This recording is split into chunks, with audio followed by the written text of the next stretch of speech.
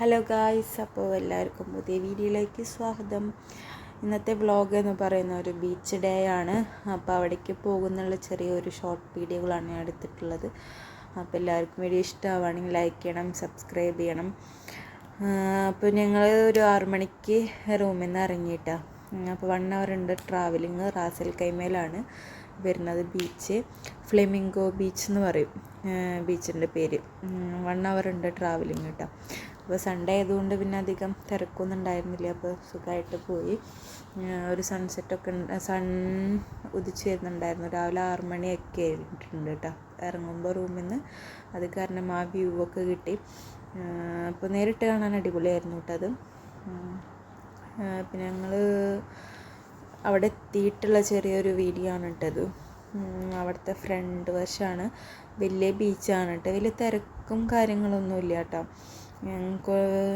ഞങ്ങൾ വന്നിറങ്ങിയപ്പോൾ തന്നെ ഒരു ടൂറിസ്റ്റ് കുറച്ച് പേര് വന്നിറങ്ങിയിട്ടുണ്ടായിരുന്നു. പിന്നെ ആ സൈഡിലെ ഭാഗത്തൊക്കെ ഉണ്ട്. പിന്നെ ഞങ്ങൾ കുറച്ച് നേരം നീന്തി അങ്ങനെ കുറേ നേരം കളിച്ചു. കുറേ നേരം എൻജോയ് ചെയ്തു കേട്ടോ.